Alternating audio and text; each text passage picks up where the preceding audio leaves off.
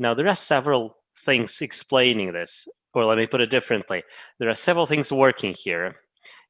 As companies reduce their fugitive emissions, they are also able to monetize resources which were previously wasted, while at the same time helping the environment. And an important aspect emphasized by all the companies we interviewed for this study is that this routine is actually becoming imperative. Companies no longer have the choice of not doing it. It is actually their social license to operate. If they don't do it, society, politicians, regulators will not consider them as serious players or conscientious corporate citizens.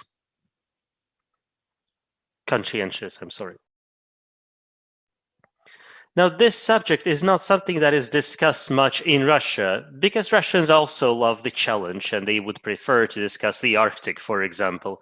But we believe that methane emission reduction is worthy of a dedicated panel discussion. We have brought for this panel a very impressive array of experts. All the people on the panel have an in-depth understanding of the subject, and I do hope there will be a lot of new interesting ideas for the Russian oil and gas industry. So let me introduce all our speakers, and let me start with those who are with me here in person. We have Valery Krivenko, who's chairman of Angara Industries.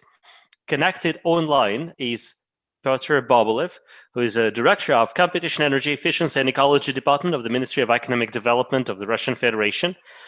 Antoine Halff, who is a chief analyst and senior scholar with Kairos.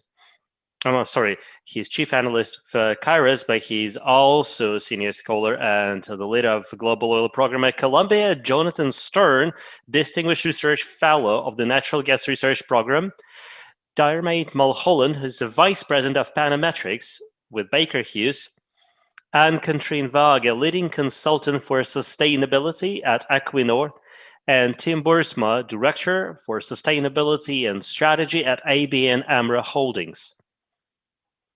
So you see that our speakers here represent different aspects of the subject field, and I am certain that we have a very interesting discussion ahead of us.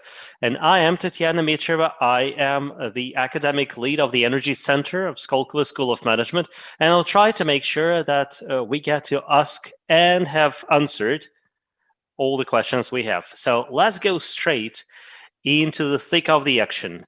If Petr Bobylev, whom I have already introduced, can tell us what's happening in terms of energy efficiency and methane emission reduction. So if you can tell us what's happening there, like what's the status quo and what should we expect, we would really appreciate it. Thank you, sir. Good afternoon, Tatiana. Good afternoon, dear colleagues. A pleasure to welcome you all. And this is not the first time I'm participating in your events, and they're always interesting and very diverse. I'm enjoying them thoroughly. Besides the sharing of experience, which naturally happens on sessions like this, I appreciate that they often provide us all with new ideas about how we can actually reduce carbon intensity in at least the Russian economy. Also, we've got our own experience. For what it's worth, we are happy to share it. We have mentioned a number of times, and let me stress again, the processes of energy efficiency for the Russian power sector. Oh, no, I'm sorry. We are talking primarily about the oil and gas industry today. But in any case, for all the elements of the energy industry, energy efficiency is of huge importance. It's not just a way of improving your profit margin. It is not simply an economic consideration or a commercial consideration for the Russian corporations. The global community, and Russia being part of the global community and being a signing party to the Paris Agreement, obviously are struggling with this diverse climate agenda. Say 5 or 7 years ago, we wouldn't be thinking that much about it. And we did consider energy efficiency, but carbon intensity discussions were very divorced from our energy efficiency considerations. And as we analyze the actual consumption and the actual emissions from industry to industry, we arrive at the, well, horrifying number of total emissions in all the energy efficiency processes will tend to, or measures will tend to reduce emissions. Now, there are many types of emissions which do not impact human health directly.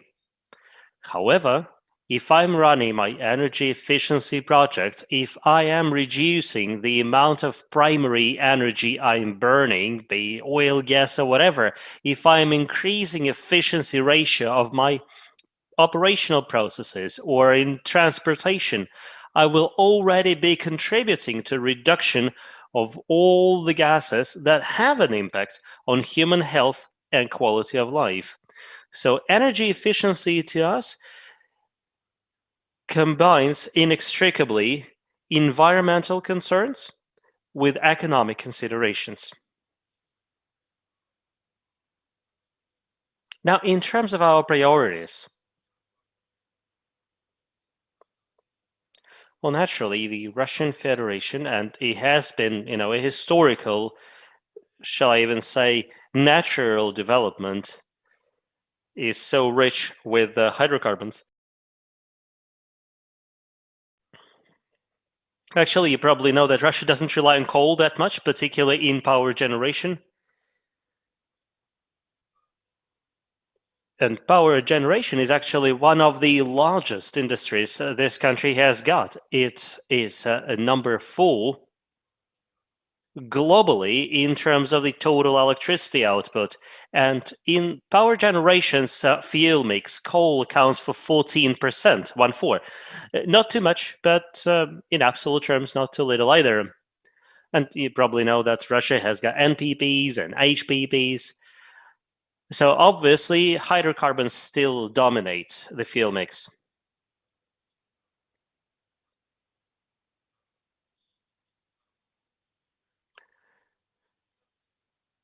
So in the power generation industry, there is obviously significant improvement possible, and there are still methane leaks happening. We do know that methane is like 30 times more dangerous to the environment compared to CO2. That's why methane should be addressed separately.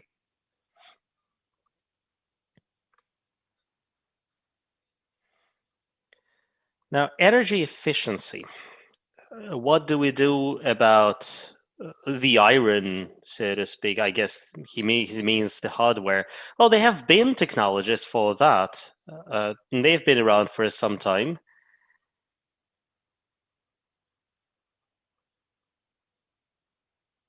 Well, I'm not sure I fully agree with the way you phrased it, that this is like routine and almost, it sounded like boring operations, although you probably have a kind of a point there.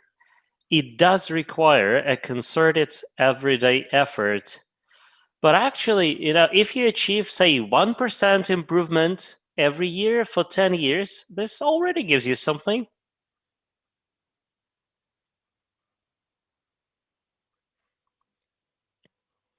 So let me stress again, maybe last time, that energy efficiency currently, for I guess the first time ever, is seen as an inextricable element of our climate activity.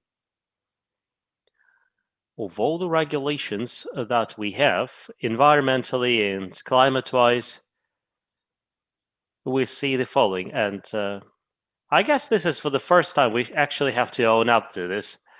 So for the first time, we have developed a federal law and has actually been submitted to the State Duma already, which means that there have been some consultations with the private sector already, and this federal law, once it is adopted, And things like this usually happen quite easily in Russia.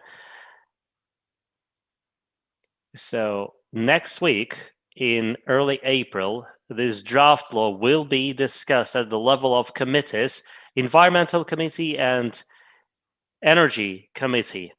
So once it goes through these committees, it will be approved.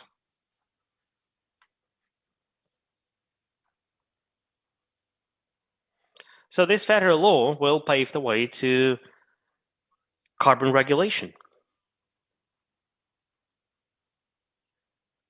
Quite interestingly, we had a meeting earlier today with the governor of Sakhalin region, and you probably know about this project. And I'll be careful here. I understand that nobody wants to set overly ambitious objectives that we don't deliver on, but this project, or shall I say, this experiment, is designed to test carbon neutrality in a single region of the Russian Federation, which is Sakhalin Island.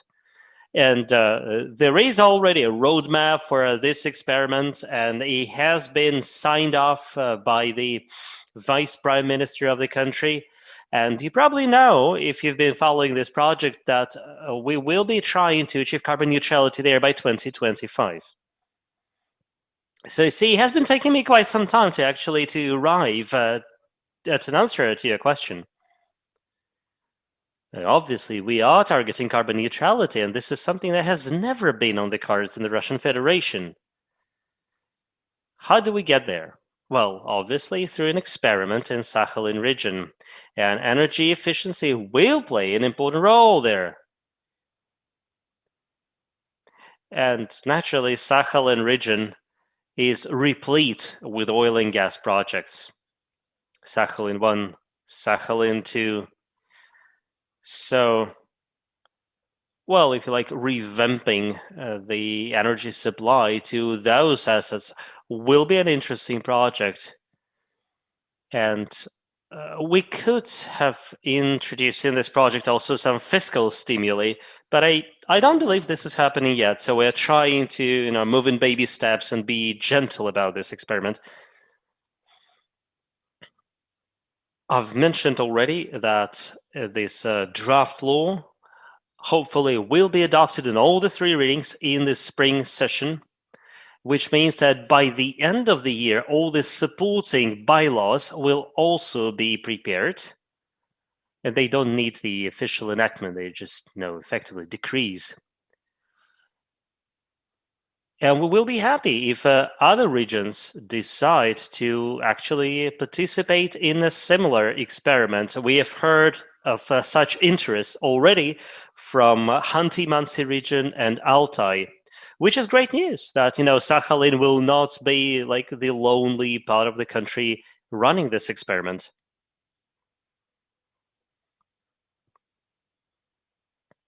And we may eventually start, promoting quotas.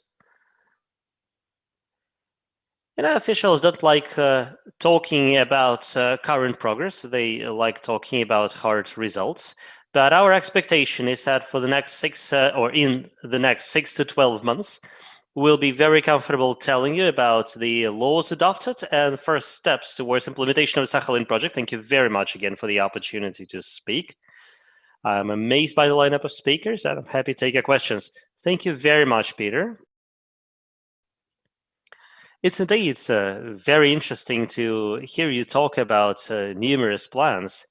Do you know if there is Russia has adopted a national climate change adaptation plan. It was adopted last year. What is the role that energy efficiency is going to play there? Well, I was primarily focusing on reduction of GHG emissions. And while doing that, I failed to mention adaptation, which plays an equally important role. As we are reducing GHG emissions, we're effectively trying to slow down the process of increase of average global temperatures across the planet and, well, in the Russian Federation as well. And obviously, it's a difficult process to combat. Temperatures continue rising. That's why we are treating, climate adaptation and GHG emission reduction as separate tracks. And we can have a protracted argument about all the factors that impact it, because we understand that there's like oceanic evaporation of CO2. There are other factors, not just anthropogenic factors, involved here. But that is sort of inconsequential because we still need to adapt, right? Like Russia has yearly average negative temperatures, which means that Russia is one of the countries that will be particularly badly hit if temperatures continue to increase. Permafrost regions are in danger. What was permafrost like yesterday eventually will become swamplands, and so much methane will be released into the atmosphere. And southern regions will be exposed to longer periods of drought. So there are lots of issues. And we also know that in terms of infrastructure stability, zero threshold transitions, that is temperatures fluctuating around 0 degrees centigrade situations, they're really bad. I mean, these transitions, they sort of destroy roads very quickly.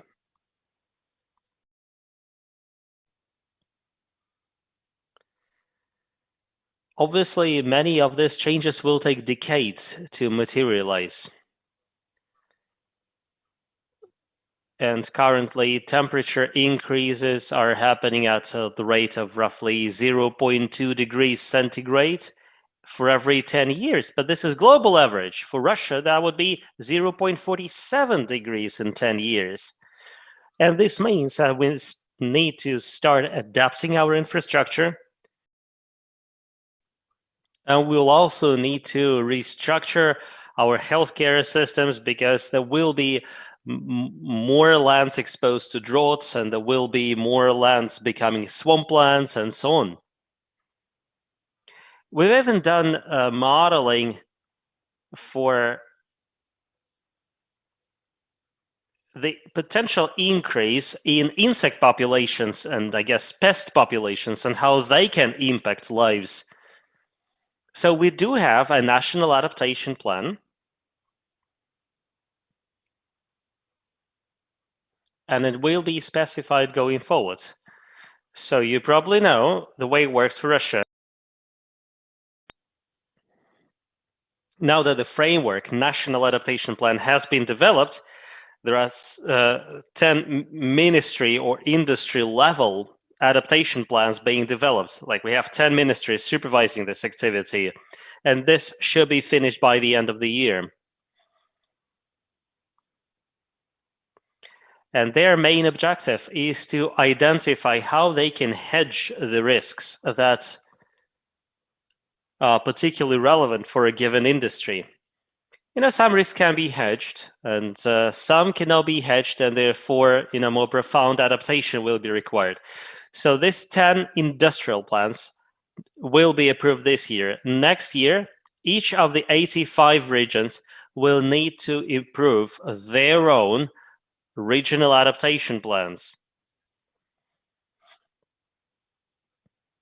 And again, this is totally unprecedented for Russia. We have not had documents like this before. So these documents will cover the risks that a particular region or a particular industry in a particular region will be exposed to. They will also propose ways of mitigating those risks or adapting to them. I've tried to answer your question. Yeah, you've managed to do that, brother. Thank you. My last question, I know that you have some meeting you got to run to, so let me ask you the last one about regulations for methane emissions. Actually, such regulations have existed in Russia for quite some time. Can you briefly describe how such regulations work, and if you have any additional plans for expanding those regulations? Let me focus on the second part of your question so that you actually hear something new.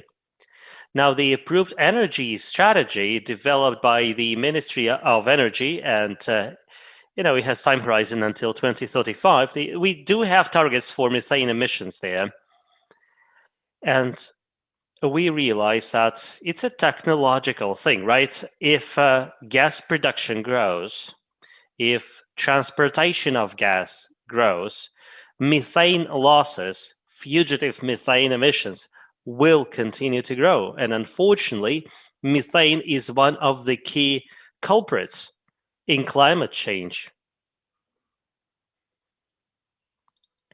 So, just fighting methane head on doesn't look like a smart thing to do. We are using some of the best available technologies. Actually, some of the technologies we're deploying now are breakthrough technologies. Both large and small companies in the oil and gas industry are implementing these technologies, and we see this. We are registering lower emissions of methane, but we're also registering higher efficiency ratios in hydrocarbon production and hydrocarbon transportation.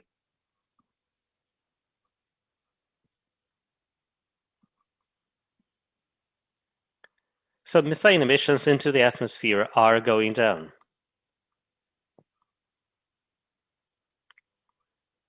We also have the so-called climate projects as an entity under the Russian legislation. So the way it works is that a company can reduce emissions of methane or other greenhouse gases, thereby bringing new carbon units into usage, so to speak, for the whole system.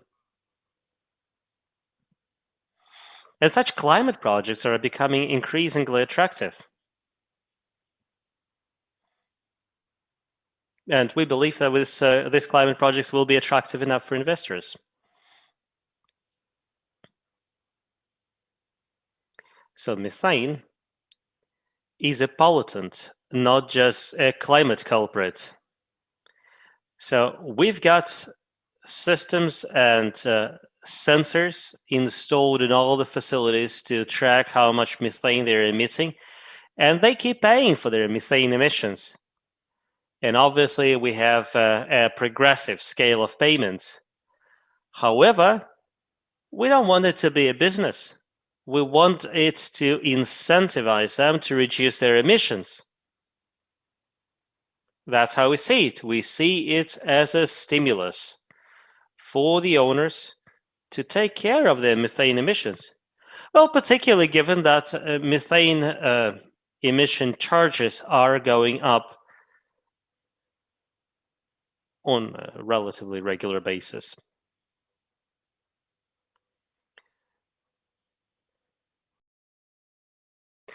I'm sorry, we believe that in the next 12 to 24 months, many companies will start dramatically reducing methane emissions, and actually they stand to benefit from it. Thank you very much, Peter. This has been very interesting. I believe we'll continue this discussion right away with Antoine Halff. So Antoine Halff, as the chief analyst of Kairos, I want to ask you the following. Global monitoring of methane emission, is this a fantasy or a potential reality? How fast are we going in this direction? Thank you. Thank you, Tatiana.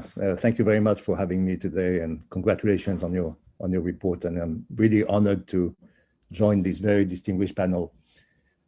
Is it a fantasy or can it be a reality? It's becoming a reality.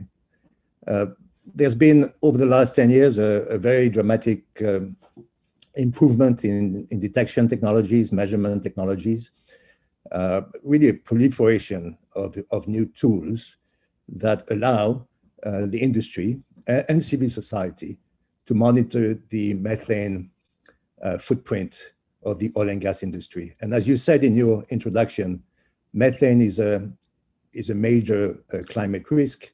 And as such, it's really an existential threat to the oil and gas industry. So measuring methane in order to remove it, to address it, is a key priority. The The technologies that have been developed over the last 10 years include sensors, which can be ground sensors, stationary or mobile. It includes airborne sensors mounted on planes or drones, and also satellites, which are of two kinds.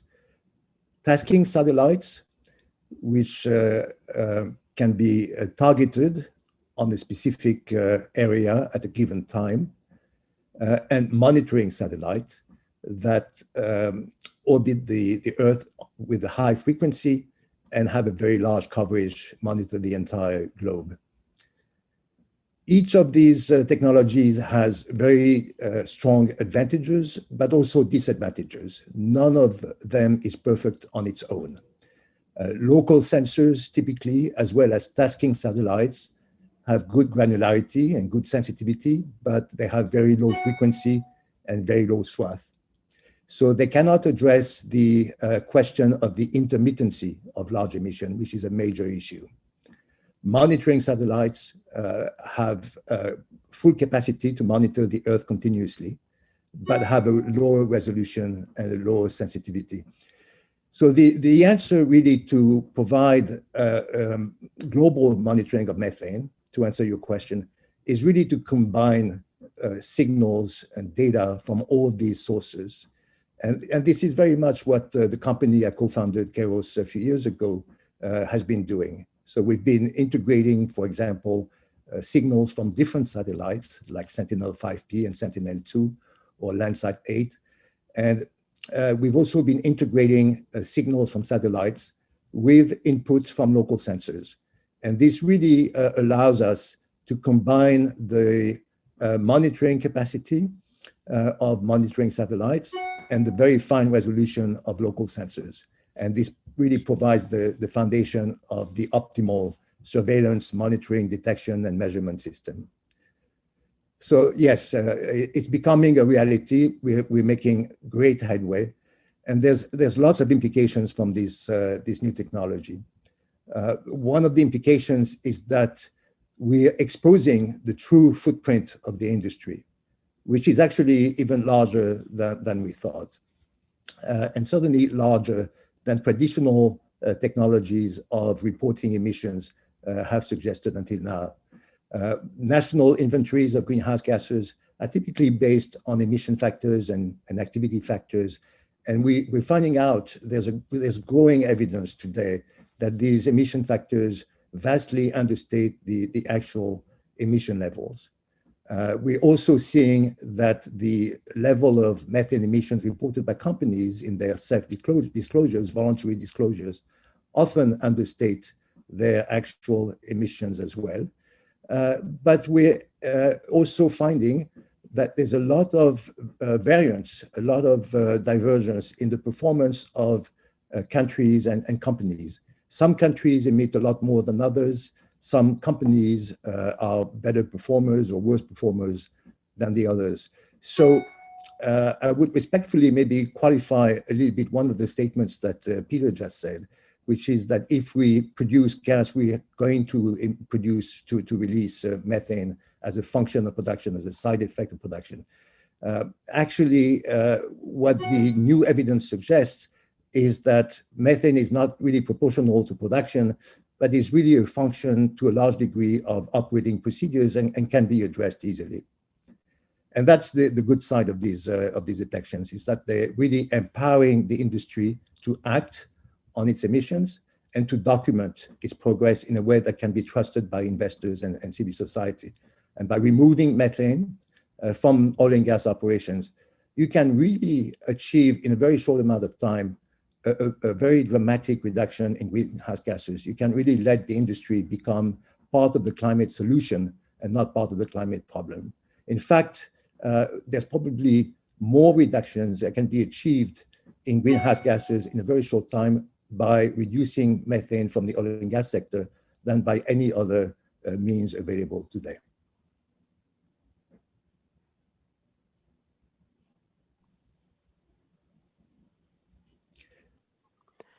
Thank you very much, Antoine. I am going to come back to you with more questions because I really want to know what your monitoring shows for Russia in particular. But let's keep this suspense together and let me ask the other participants in the meanwhile. So you have mentioned that actual emissions of methane do not correlate directly to volumes being produced or transported, and to a large extent, they represent the operating procedures and cultures of companies. Well, this probably means that methane footprint is going to become an important characteristic of oil, gas, and other hydrocarbons. I'm assuming, at least. How do you think it is going to transform the markets? But I'm asking this question not to Antoine, but rather it sort of hangs in the air. I'm referring now to Jonathan Stern because User recently published a big research on methane emission. And if you can tell us more about your conclusions on how the markets are going to change. Thank you. Tatiana, thank you very much indeed, and pleasure to be with you. Thank you for the opportunity. I think my starting point for this is in Europe. And this, of course, is particularly relevant for the Russian Federation because of the very large amount of gas that Russia exports to Europe. And a landmark in this process in Europe is the publication of the EU's methane strategy back in October. And this really focuses on the measurement, reporting, and verification of methane emissions, also called MRV. And the strategy attempts to do several things. First of all, it tries to create, or it proposes to create, an international methane emissions observatory. Secondly, it introduces a best practice for reduction of methane emissions, particularly leak detection and repair mechanisms, but also the elimination of routine flaring and venting. And thirdly, it talks about the creation of an international coalition of importing countries, particularly in Asia, which would try to agree a set of methodologies for looking at emissions from imports of pipeline gas and particularly LNG. Now, this really is a landmark attempt by an international body which represents the majority of natural gas pipeline imports and the second largest LNG importer in the world, to say to supplying countries, we want you to sign up to this methodology for emissions, and we will try to help you to do that. We'll propose technical solutions for you. But if we don't see you doing that, we are going to impose a default value on your natural gas supplies. So there is a persuasion element and an implied threat element for supplying countries of natural gas, incidentally also oil and coal that nobody has talked about, but coal actually is a very, very important emitter. Coal industry, very important emitter of methane emissions. But we focus here on natural gas. We're going to impose a default value on you. We, the Europeans, we don't want to do this. We encourage you to sign up to this methodology, but we will do that if indeed we don't see you signing up to this. Now, this is actually extremely important and also very complicated. There are 6 major countries which supply Europe with natural gas and LNG, of which Russia is the most important. We have very, very good data on Norwegian exports and their methane content, and they are extremely low and acknowledged as such. The other countries that are involved are the United States, Algeria, and Nigeria. And what we are really looking at here is a framework which encompasses all of those countries. There are some other countries which export smaller volumes, but the 6 countries I've talked about encompass 90% of, or actually more than 90% of the gas and LNG which is exported to Europe. So we have this interesting situation whereby a methane observatory is going to be set up. But I believe this is going to take quite a long time. We have to set up a new international or maybe global organization. And then we have to get all the countries to agree on a methodology for measuring and reporting and independent verification of those emissions. And I think that will take some time. But because of targets and the urgency of the climate problem, we don't have much time. So my view is that Europe is likely to press ahead with this ahead of the establishment of the observatory. Now, I know that there are some cynical views of this in many countries, perhaps also in Russia, where people say, well, the Europeans, they're very enthusiastic about this, but it's all very complicated. It's going to infringe WTO rules. They can't enforce this. I would encourage everybody to imagine that maybe the methane strategy will not quite be implemented as anticipated, but I think the Europeans are not going to fall back and do nothing. I think they are going to press ahead with this initiative, and I would encourage everybody to imagine that the really smart thing would be to get ahead of these regulations and not be dragged along behind them. So that's my kind of opening shot, Tatiana, to your question. Thank you very much, Jonathan. It's such a powerful message. I do hope that all the Russian listeners have heard it, because right now we are discussing cross-border adaptation mechanisms, something that the European Union is going to introduce starting 2023. But there is absolutely no discussion whatsoever of the methane strategy. I don't think it has ever been mentioned, and I'm afraid it may become a horrible shock for many actors. So thank you very much for mentioning it, and I do hope that the other participants may wanna chip in this discussion, because 2023 is looming and we don't seem to be prepared. Now, let's imagine that Russian oil and gas industry experts who are watching this have realized that they need to act, that they need to reduce their methane emissions, preferably sooner than later. What can they do? What are the options on their palette, so to speak, old ones or new ones? Are there any additional advantages to doing that? Well, besides just doing good for the environment and being compliant with the upcoming European regulation. And here, I would love to invite Diarmaid Mulholland to take the floor, and he represents Baker Hughes and Panametrics. So how do you see it, and what kind of technologies would you propose to Russian oil and gas companies? Thank you. Well, first of all, thank you for inviting me to this event. My name is Diarmaid Mulholland, and I represent Baker Hughes, and it is our pleasure to attend.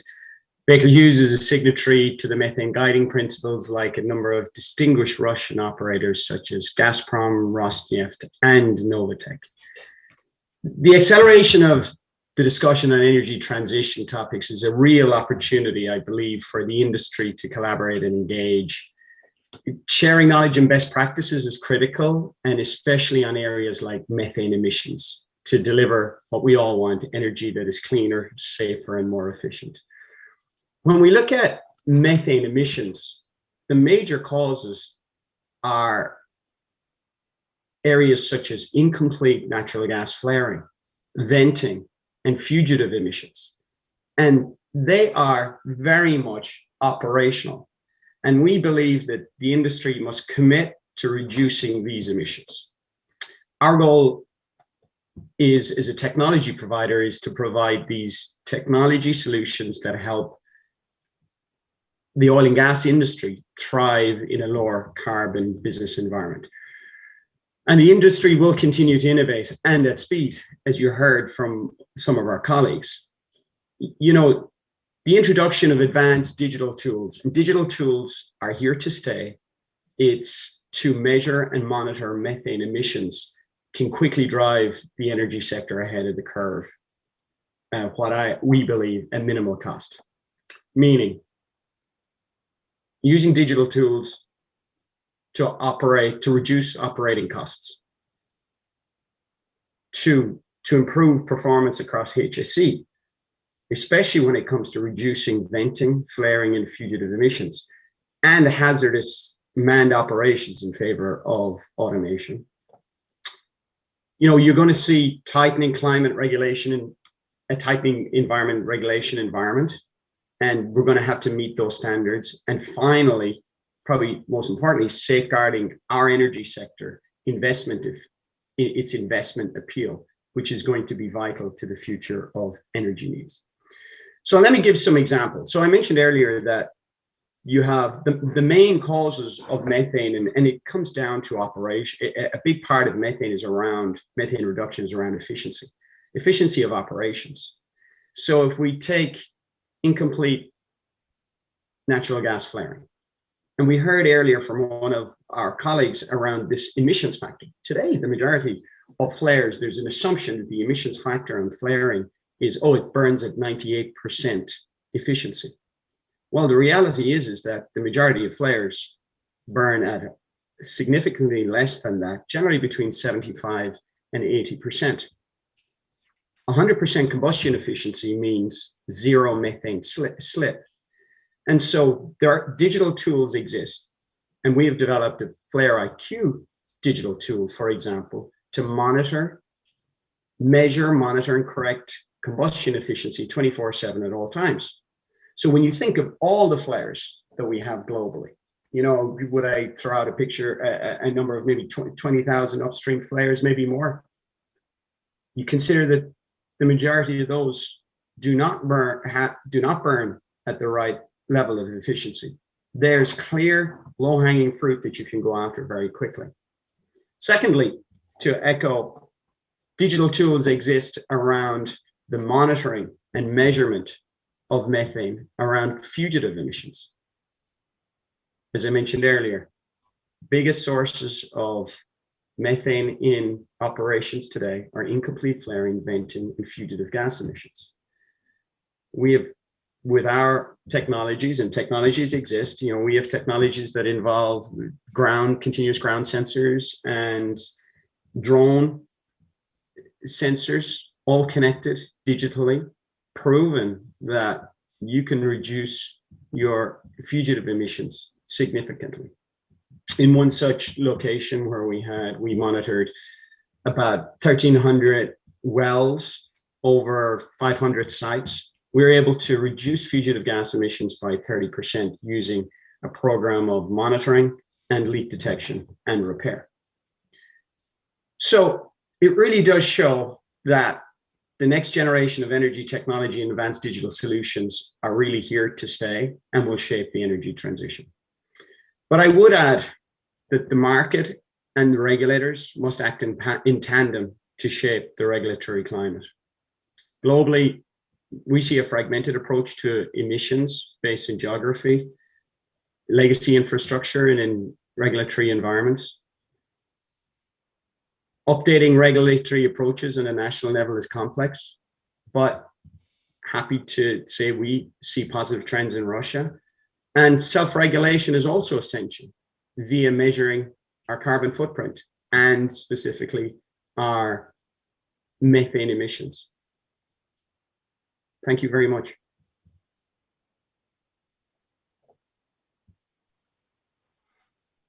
Thank you very much, Diarmaid. It does sound inspiring, and I'm hearing two statements here. One brings me back to what Mr. Halff said, that with proper and more reliable measurement of total methane emissions, we actually arrive at a higher number than we thought. But on the other hand, what you, Diarmaid, said, we can actually reduce it much more if we do it right, if we use the right technologies. That is, we do have the tools to attack these emissions, which is a good piece of news to balance what we previously heard. Now, I would love to hear a corporate viewpoint. Ann-Cathrin, Equinor, your company, is very well known for being a conscientious corporate citizen, and Equinor indeed has done a lot in terms of energy efficiency and in terms of reducing methane emissions. Now, looking back, reviewing lessons learned, so to speak, what would you recommend to Russian companies, many of which still need to start this journey? Thank you. Well, thank you so much, Tatiana. And thank you for inviting me to this session on the energy and methane leakage reduction. Well, in order to achieve the goals of the Paris Agreement, we must reduce the greenhouse gas emissions and the consumption of fossil fuels. And the first priority for the oil and gas companies must be to reduce the emissions related to the production of the oil and gas. To do this, we have to work with both energy efficiency, flaring, and the methane emission reductions. It is about corporate strategy on this. It's about corporate ambitions. But then again, it's all about the actions you are taking. And based on our experiences on oil and gas operations in Norway, US, and Brazil, we have the following advice for a 5-step approach when it comes to energy efficiency. So the first step is to set an ambitious target. And if you think that you can achieve the target and think that you have the solution, the target is not ambitious enough. Then step number 2, find the solution to your flaring. So if you implement energy efficiency measures, reduce your gas consumption, and then send the gas to a flare, then it's all wasted. You have to find a solution to utilize your excess gas by re-injection, export, or replace other energy sources like gas oil. Then step number 3, do an energy mapping. Draw a map of all your energy streams and what your energy is used for. And you will need that map to show where to go. Step number 4, maybe the most important here, engage your employees. Energy efficiency and energy management are about small and large actions. You will need your employees that are on the ground and know the operations to come up with the good ideas. Make the activities and the result visible for all and present the good achievements to all as an inspiration and motivation. In Equinor, we have for the last 10 years implemented more than 400 small and large energy efficiency measures that has resulted in around 2 million tons of CO2 reductions. So based on the energy map you made, you must ask yourself, can we do something about actual energy needs at the production facility? Are the turbines and compressors running optimally? Are we running more pumps than we need? Can we divert the gas back to the process instead of flaring it? And all these kind of questions. And then the last stage here, stage number 5. When you have picked all the low-hanging fruits, find a new tree. You can always find new improvement opportunities, and you have to be creative, and you have to think outside the box. So as mentioned, in Norway, we are producing oil and gas with a low carbon footprint and a low methane emission level, but still we have set an ambitious target to even reduce the emissions more. So you can always find a new tree. We know that the standards for carbon footprint are evolving, and we see that more and more customers are requiring information about the lifetime greenhouse gas emissions of the products they are buying. We also see, as mentioned, that the governments are requesting information about the greenhouse gas intensity from the oil and gas producers. And as this is something we see coming, it's better to be prepared for it. The requirements for carbon footprint also includes methane. The EU, as mentioned, is now developing their methane emission regulations, and an important part will be the reporting of methane emissions according to oil and gas methane partnership reporting framework, also called the OGMP 2.0. And as Jonathan mentioned, the data will be collected by the new body called the International Methane Emissions Observatory, and it will be coordinated by UN Environment. The OGMP 2.0 reporting framework allows the oil and gas upstream producers and the mid and downstream operators to categorize the methane mitigation actions they are taking. And to achieve the gold standard, you will have to supplement your source level emission quantification with site level measurements. So technologies for methane detection and measurements, they are already available, as we have heard, and more solutions are under development. And again, as this is something we see coming, it's better to be prepared for it. So thank you so much for SKOLKOVO for organizing this workshop. And thank you again for inviting me. I'm happy to take any questions later in this session. Spasibo.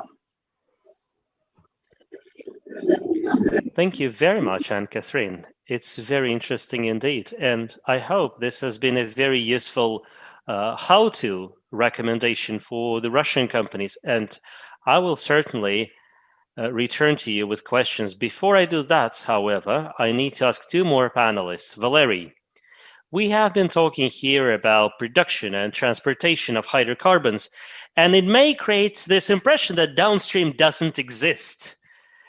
But can we do anything about reducing carbon footprint in the refining industry? Well, the short answer is indeed yes, we certainly can, and we can do a lot. But let me start by thanking you for the invitation and for the opportunity to speak at such a high-profile event. Now, I am going to talk about residue in heat exchangers. We've been working on this, in a focused manner for the last 6 years. Now, you may be wondering, how come, like, this is a lofty summit here? Why are we talking about the lowly heat exchangers? However, it's a great way of saving money while also reducing CO2. And I think I've got a number here which is worthy of the summit. We claim that 500 million tons of CO2 emissions per year can be reduced if we actually service heat exchangers properly. I hope I've got you interested, but maybe you're still doubtful. Well, in order to persuade you, I can tell you that we can actually add to the CO2 emissions abatement another $30 billion per year of savings, simply by introducing these measures. So we are reducing emissions by a lot while also improving your profit margin. And then, if not you, but maybe some other companies will say, no, we're not interested. It sounds like bullshit. The truth is, it isn't. And the events of 2020, when lots of things seemed impossible, it proved to be quite possible, I think prove it in a way. I mean, 2020 showed to many of us that black swans exist and they can fly. So let me put it like this. How do we get there? Before I answer this one, I should probably explain who we are. Now,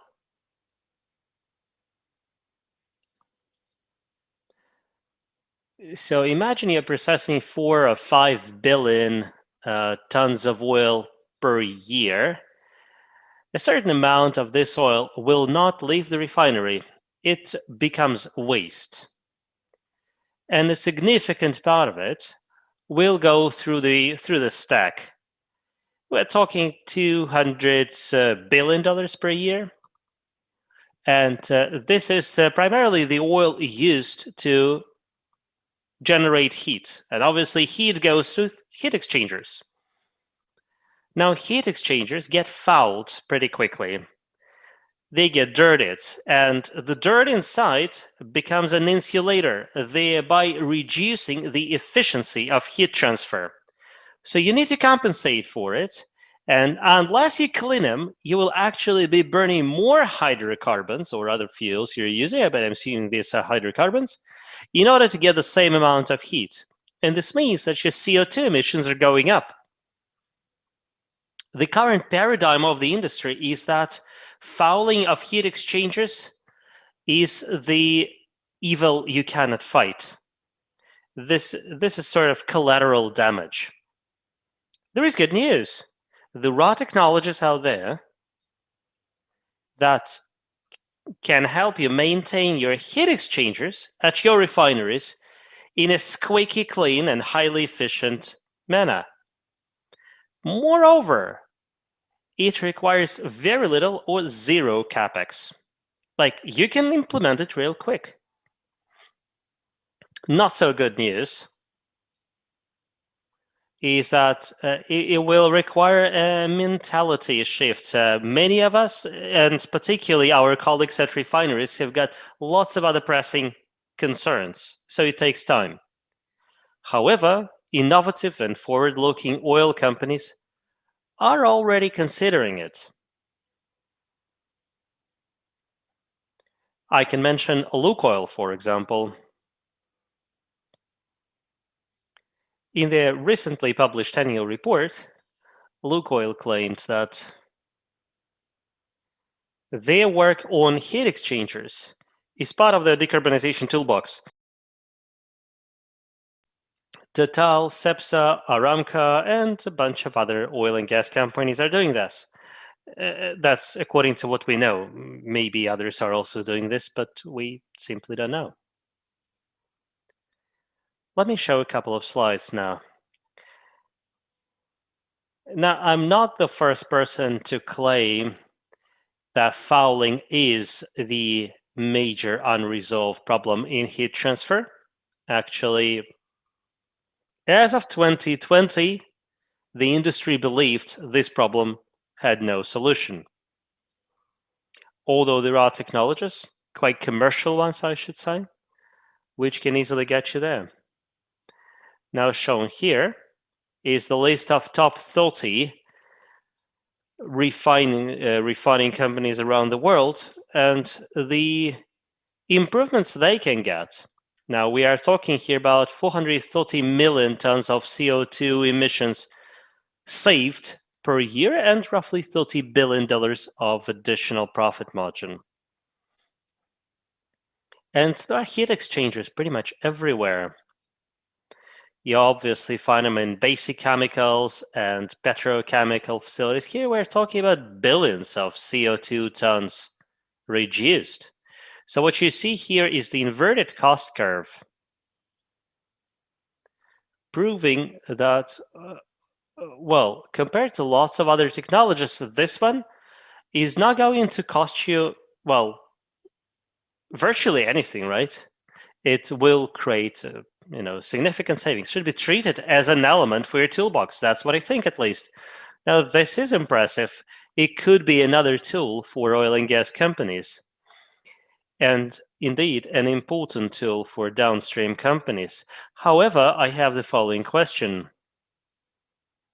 A reduction of methane emissions across the value chain, reduction of waste at the level of heat exchangers, or increase in energy efficiency throughout the value chain. All this sound like large-scale programs. I mean, they consist of small steps, or can be construed as a series of small steps, but they require a comprehensive approach. And like Ann-Cathrin said, this is something you should be doing all the time. Like, you've plucked the low-hanging fruit on one tree, you move on to the next. I really loved this analogy. So who's gonna pay for the potty? And what do investors think about it? What is the position of financial services institutions? Are they prepared to fund projects like this, I'm wondering? And to what extent are they feeling okay about the oil and gas industry, given all its emissions? Well, because the oil and gas industry is less financially attractive now than before. So, Tim, the floor is yours. Thank you very much, Tatiana, and thank you for having me on the panel. And congratulations to the report that you all published. And I'd encourage everyone to take a close look at. Yeah, basically, is the sector interesting? And yeah, of course, the answer is yes. But maybe to take a step back, if you'll allow me, a quick thought on why banks and investors are increasingly looking at sustainability and greenhouse gas emissions reductions, maybe more specifically. I think there are a couple reasons. Strategic choices can be part of why investors and banks look at this topic. ABN did so under its previous CEO a number of years ago.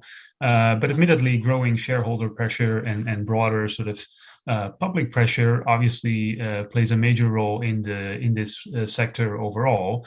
And then on top of that, there are a number of voluntary arrangements at this point where financial institutes try to disclose better the way they're exposed to climate risks, also disclose better what amount of emissions is associated with their loan book. And I believe that over time, those voluntary initiatives are going to translate into various more binding regulations or rules, if you will. I think that's a matter of time. So that's why investors and banks are increasingly looking at this subject, and I think that's a trend that's not going to go away. Then the second question may be, why will fugitive methane emissions in oil and gas be one of the focus points? And I think throughout the panel, a number of people have hinted at this to say that what as a lender you can basically do is pursue what I would call an inclusive or an exclusive strategy, right? So you can say, all right, we think greenhouse gas emissions are a major problem, and therefore we're going to turn away from the most polluting sectors. I would call that the exclusive strategy. And I think we've seen quite a number of examples thereof. Banks that are announcing we're no longer investing in Arctic oil, we're no longer investing in tar sands, etc. That's a strategy of exclusion. The alternative would be to say, okay, if we look at longer term trends for demographic trends, trends for energy demand, etc., we have to acknowledge that there's a prominent role for hydrocarbons, for oil and gas in the foreseeable future. And if you take that as a starting point and as a given, the subsequent question could be, okay, how can you improve the environmental performance of the production of those resources? And that, as you said, has widely led to an observation or conclusion that curtailing methane emissions across the value chain, in particular upstream, I think, is among the lower hanging fruits and things that companies could work on today, and that a lot of technology is available to actually help really improve the environmental performance there. I believe that next to sort of a company and investor push that I think we're going to see on this front, regulations will increasingly enforce companies to take this route as well. And Jonathan talked about the European Commission's methane strategy as a good example hereof. I point to methane performance standards that are already in place in Canada today, and I'd expect that in the United States with the Biden administration in the coming months, we'll see a new proposal to curtail methane emissions in the upstream oil and gas sector in the United States as well. So I think there too, a trend that we can see, and I believe is going to be backed up more firmly with regulations over time. Now, the final question then, okay, what role can lenders play in this market and to begin with? And that leads me maybe to the point that Antoine made, is to say, okay, if we want to have a conversation about performance in terms of greenhouse gas emissions reductions in the future, any meaningful conversation starts with an assessment of where we are today. And sadly, our understanding of those emissions is relatively poor in most geographies. And that's likely, and as Antoine said, likely oftentimes an underestimate of what actual emissions are. Okay, the good news is that there are increasingly more technologies that can help companies get a better understanding and better quantification of what that emissions profile is. And we believe that we're going to need to see more deployment of those technologies, like the one Antoine was talking about, and sort of more micro monitoring technologies, probably in concert with one another, to really get good data, to have a meaningful conversation about where companies can realistically be expected to go in the coming years.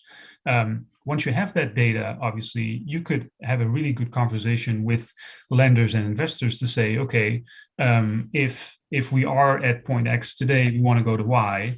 How can we facilitate that? How can we do that? Can we create performance objectives for, say, a period of 3 to 5 years or 5 to 10 years, and say and design a system with what I would call a bonus and a malus, where you say, if you make those targets, you get a certain discount on your cost of capital, and if you don't, you pay a fine, right? And that way you could build in incentives into loan structures to help companies and to help incentivize companies to achieve those targets, hopefully set increasingly ambitious targets, so that this really becomes sort of a race to the top, if you will, where companies try to outperform one another and show that they can produce resources with a lower emissions profile. So in short, I think there's a lot of uncertainty associated with the greenhouse gas agenda, obviously, but I also believe, as I tried to outline, there's enormous opportunity for those operators that can credibly improve their environmental footprint, report it, disclose those data, disclose methodologies used also, and by doing so, maintain or keep themselves attractive for investors and lenders in the medium and long term. So I'll stop there, and thank you again for having me. Thank you very much, Tim. It's indeed an important factor. Actually, we are showing in our study that for the largest oil and gas companies in Russia, get roughly half of their funding from international investors and institutions, which means that regardless of local regulation, they are still exposed to this continuously mounting pressure from abroad. Well, and Tim has already explained how it works. I understand, though, it's a double-edged sword. Oh no, let me put it differently. It's a carrot and a stick combined. I mean, you can discover some positive financial impacts if you do it right, but as Tim has correctly pointed out, data integrity and data verification are extremely important. And here I'd like to go back to Antoine. I understand that the majority of companies and the majority of countries gotta be very nervous when the big brother somewhere in outer space will try to calculate their methane footprint. I can't even rule out the possibility that some countries we'll be talking about a threat to national security. You know, this rhetoric is quite prevalent in some countries. Have you been seeing this? You know, you've got this satellite-based initiative, Sentinels and what have you. Do you think it will be legit, globally speaking? Do you think there is like a political threat to this project? In other words, thank you. Thank you, Tatiana. It's a good question. I don't see a threat right now. I understand that there's sensitivities and companies can be reluctant to submit themselves to full transparency and give up the control of their methane narrative. And it probably applies to countries as well. But the age of transparency that we're coming into is here to stay. And really, it's less a threat than a source of empowerment. We couldn't really fix the methane problem before for two reasons: lack of knowledge, lack of transparency about the market, and lack of incentives. And that's why methane emissions have been going up, even though we understand the risk that they present for the climate and for the planet. They've been increasing consistently, and the methane really has been the fastest growing greenhouse gas. With knowledge, we can now address this issue, identify the emissions and fix them. And this can be done, for the most part, very economically, often at a profit or at zero cost. And with knowledge and with independent verification, independent measurement, third-party measurement of operations, we can really establish trust in the data. Which is something that companies have to worry about. We all remember, for example, the Volkswagen scandal around emissions from diesel engines. It's important for companies to not just self-report based on their own proprietary measurements and opaque procedures, but report in a way that can be trusted, that can be verified, that can be independently done. And by doing so, companies can avoid the negative penalty that Europe, for example, is considering applying on imports that are deemed to come with a high footprint. They can avoid the taxes that are being discussed today in the US on production that would come with a high footprint, or on all production, unless it can be demonstrated to be below average in terms of emissions. And with verification, companies can also extract a premium for good behavior. They can, for example, take advantage of certificates of origin or guarantees of origin that are being discussed today that would be attached to production deemed to be free of methane or routine flaring, and that could be sold at a premium on the market. So this is something that's under development now, and I think methane will be a differentiator among producers, among products. And in Russia is a fantastic source of natural gas. It's an incredibly competitive producer because of its abundant reserves and its low cost of production. But the competitiveness of Russian gas is at risk if Russian gas is seen to be high in methane emissions. This can be addressed easily, and methane emissions can be easily reduced, and this reduction can be documented. So it's really an advantage that countries and companies can avail themselves of to maintain their competitiveness, to maintain their license to operate, and to ensure a place for natural gas within the energy transition as a clean burning fuel and as a way to manage the intermittency of renewable fuels like solar and wind.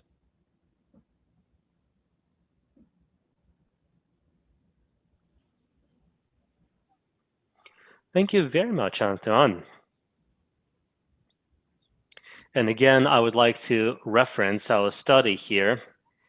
Actually, in our study, we have a chart showing huge dispersion of assessments of Russian methane emissions.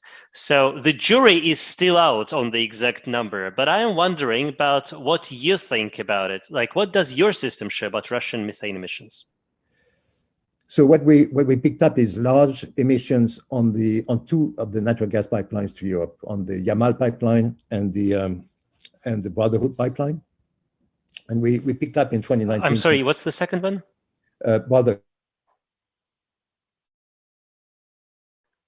You've muted apparently yourself. Can you hear me? Yes, we can hear you now. Yes, so we did pick up some emissions on two pipelines, and I think these emissions are actually fully acknowledged by Gazprom and have been reported to authorities. We've discussed many of them with Gazprom, and they're perfectly in line with Russian regulations, but they're significant. On the Brotherhood pipeline, we've seen emissions of up to 291 tons per hour. So I'm not talking about small leaks. I'm talking about massive gushers, intermittent emissions, not steady emissions. And typically, really, this is not really something that falls under the category of fugitive emissions, such as might be coming from loose valves. It's really deliberate venting performed during pipeline maintenance. And this can be avoided. If you look at the pipelines bringing Russian gas to Europe, we don't see this kind of emissions in Europe on the European side of the pipelines. So it's a significant source of methane. Other countries also release lots of methane. Some countries release a lot more methane, have a much higher methane intensity than Russia. But it's something that I think it would be in the interests of producers to reduce, so as to really maintain the attractiveness of Russian gas and make it really part of the climate solution, as I said before, and not part of the climate problem.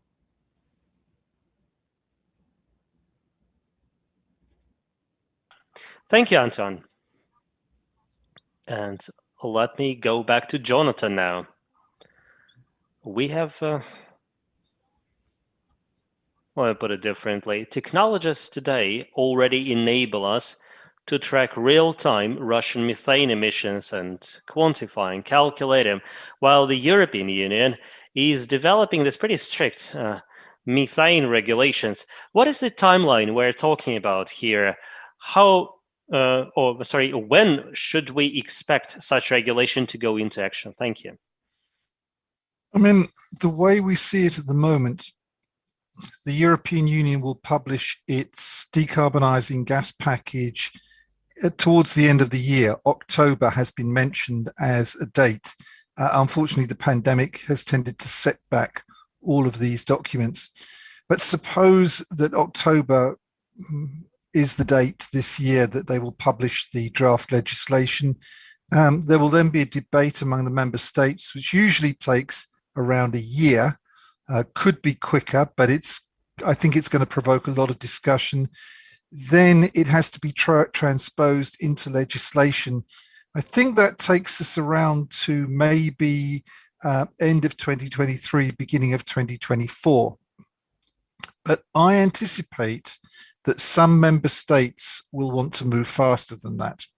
And I think that's something that everybody who exports gas should really think about, because the problem of legislative transposition is so complicated, with every parliament having to do its own set of procedures, that I don't think we have another 2 or 3 years before we have to address this situation. But can I just say that what I think Antoine has described seems to me the way to go. I was discussing this with Antoine and his colleagues a little bit earlier this week. A satellite information provider says, we've observed these emissions. They go to the company which is involved and say, this is what we have observed. Can you comment on this? Are you seeing the same thing? Now, the company then, I think, has some kind of, I don't want to put it duty, but at least imperative to say, yes, that's right, or no, this data is wrong, we have our own data, and then we can have a discussion about it. And this seems to me to be the key to resolving some of the larger emissions. But there is one thing that I think we haven't talked about, which is areas where satellites cannot detect, which of course involves Russia because it's a large amount of snow covering, which of course is the Russian upstream, particularly in the winter months. It involves the tropics, which means we can't see anything from Nigeria. So and of course, offshore issues as well, very difficult to detect emissions in the offshore. So satellites are a great help, but they're not a silver bullet. We have got to work much harder in all areas, but especially those areas where satellites can't detect emissions.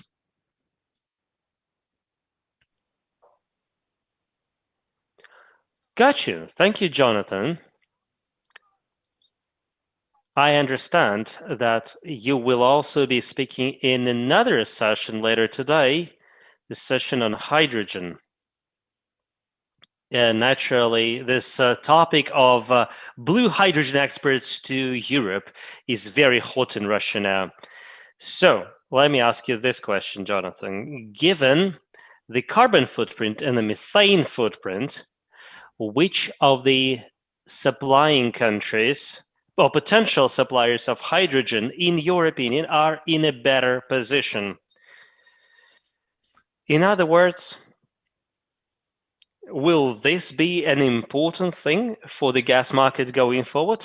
And obviously, I want to ask you the ever-present Russian question of what should take preference? Is it LNG or pipeline gas? So, I mean, this is already a very important subject, and it's only going to become more important. What you have to say, I think, is that LNG exporters have a choice. They can export to Europe, or they can export to other markets, particularly in Asia. They can take the view, oh, Europeans, you're being a real pain about this. We don't want to meet these standards. We want to go to jurisdictions where things are much less stringent. Pipeline exporters don't have that luxury. The pipelines are where they are. And I think that those exporters that are seen to be making major efforts to reduce emissions from their exports will be in good shape. So if you're asking me specifically about Russia, I think we need to see from Gazprom, from Novatek, we want to see very specifically, how are you making efforts to reduce the emissions from your gas in general, but specifically to Europe? If you want to talk to us about pyrolysis, that's great, but what progress really is pyrolysis making? How much investment are you making in pyrolysis? So the principles are great, but increasingly and urgently, we want to see progress and we want to see investments.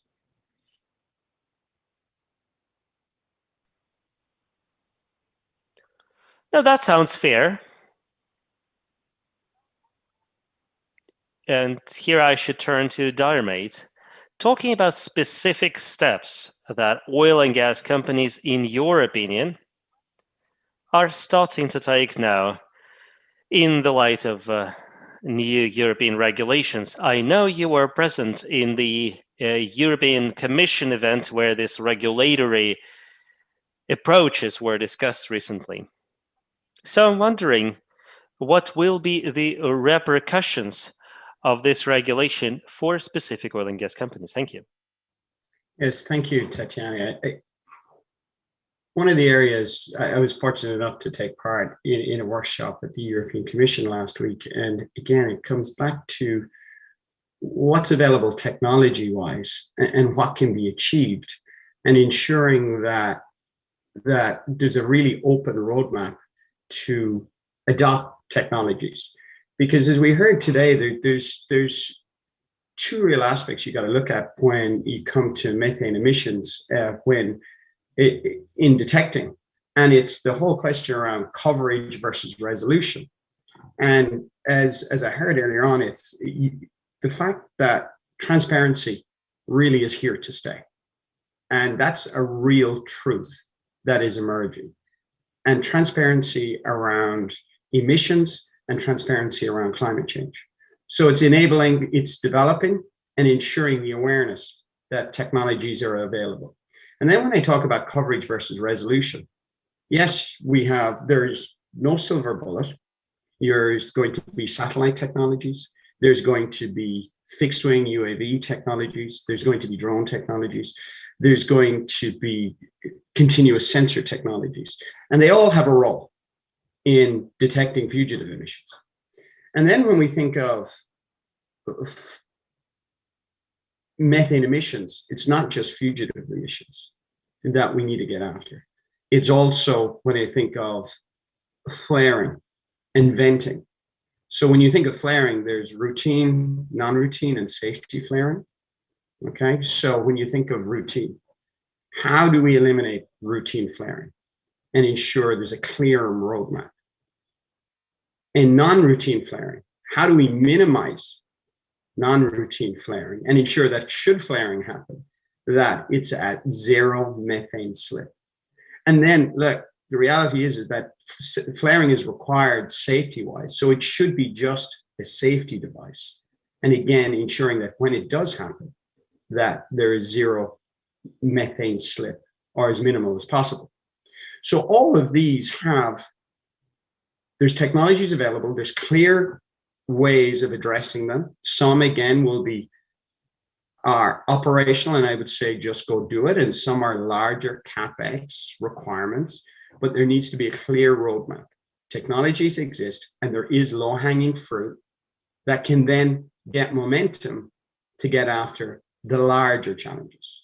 So again, addressing fugitive emissions, making that 30% reduction that should be done, addressing methane slip, getting those that could be done really quickly as we then build momentum for the larger, in really reducing and eliminating flare gas. So with that, I'll hand back to you, Tatiana. Thank you very much.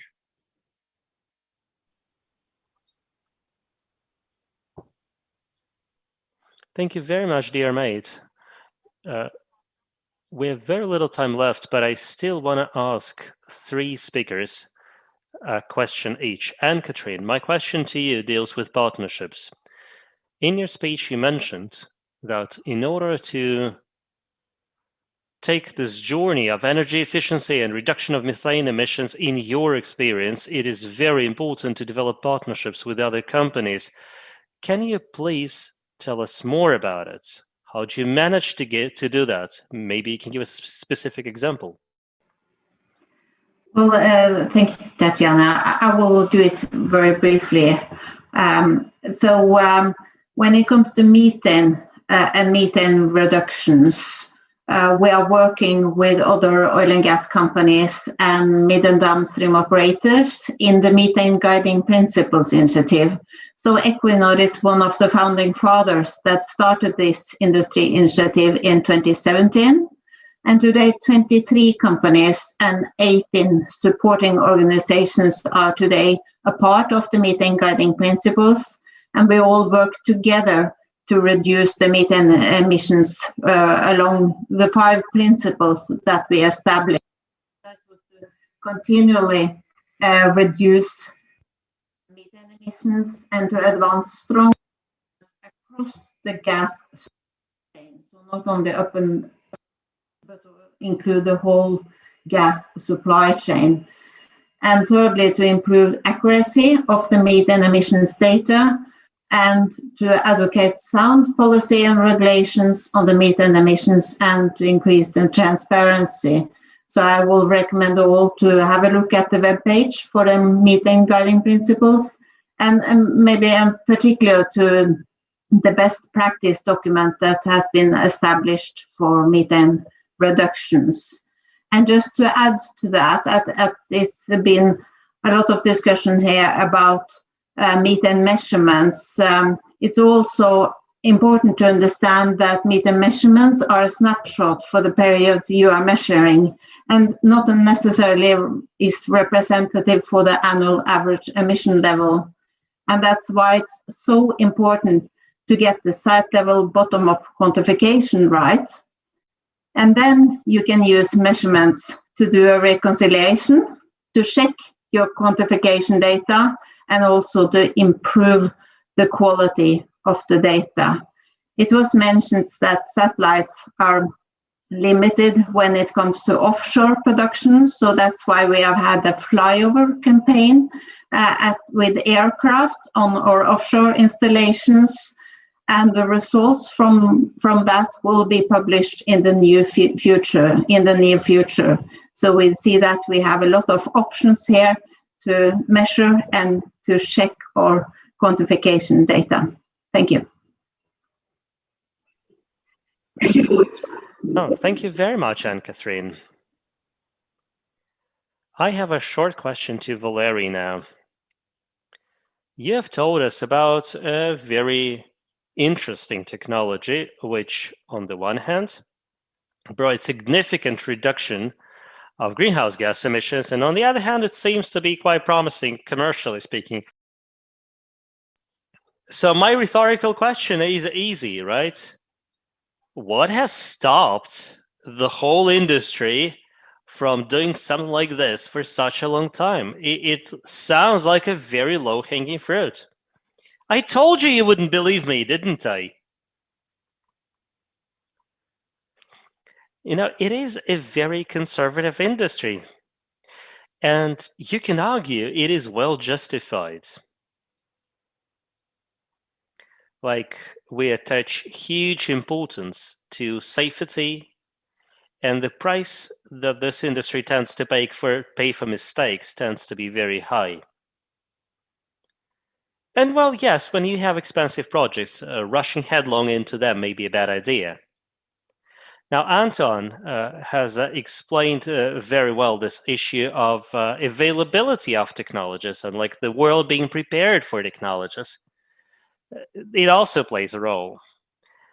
Another explanation is that, well, in companies like this, projects usually happen when they are spearheaded or at least sponsored by the top managers. And top managers rarely think about heat exchangers.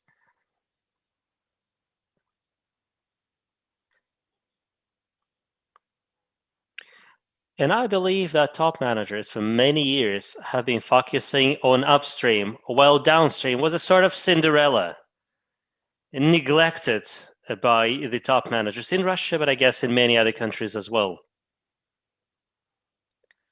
However, the objective of significantly increasing profit margins became not just a need, but an urgent need for most oil and gas companies. This is the case now, and I guess it will stay the case for many years to come, given the tectonic shifts we're seeing in the industry. Now, with decarbonization and GHG emission reduction, it's a matter of, preserving your license to operate. So this amplifies the interest of the industry in technologies like this. Previously, we had it as a kind of negative motivation. It is becoming a fad now in international companies to link, their climate change related deliverables to incentives for the C-suite. Although it doesn't have to be a stick, right? If you're actually ahead of the competition in terms of ESG, in terms of climate action, you actually get a significant bonus. I heard of this example of Nesto. They've actually achieved a lot. I mean, fundamentally, they've got the same assets, but they are traded at 20x, while the peers of Nesto are traded at 7x, which is primarily due to their ESG successes. I recently read the forecast compiled by McKinsey, stating that the market for voluntary carbon credits will grow to $50 billion by 2030, and the market is virtually non-existing today. And this is the market where companies and capital are streaming now, not just coming from the oil and gas market, right? We know that Microsoft established a $1 billion fund, and Amazon created their $2 billion fund. And actually, Microsoft is partnering, right, with the oil and gas companies around Northern Lights project, for example. So I think it's the convergence or the combination of all these factors which explains it. And the world is changing fast, so the oil and gas industry will have to adapt, right? So oil and gas industry will have to run after the world very fast. My final question goes to Tim. Now that we are talking about company valuations and the impact of ESG, is that hype or is it here to stay? Is that our new reality? How does the financial services community see it? Thank you. Thank you. And no doubt there'll be tons of conferences dedicated to ESG and whether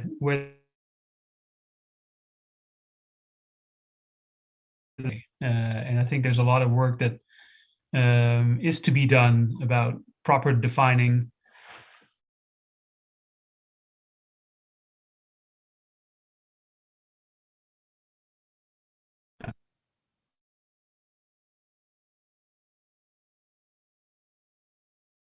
Tim, we may have lost you actually. Are you there? That's such a shame, really. I am guessing this is because, well, ESG is here to stay. And this probably means that we gotta run fast. Maybe like in Alice in Wonderland, we gotta run even faster if we wanna stay where we are. So it is here, on this note that, companies should, on the one hand, do not feel they are above of this dreary daily grunt work. And on the other hand, they should run very fast after the world. That I would love to adjourn this session and thank our great speakers for their very interesting positions and their great answers. We have a short break of 20 minutes now to be followed with 2 parallel tracks at the same time. I understand it may be a difficult choice, but it's a choice you will need to make. And it's a choice between deep decarbonization and hydrogen and CCUS, or alternatively, you can explore this fast-growing and very promising market that Valery mentioned, the carbon credits market. So please make your choice, ladies and gentlemen, and I will be happy to see you back in our final plenary session where we're going to combine everything together. Thank you very much, and please stay tuned. See you in the next session.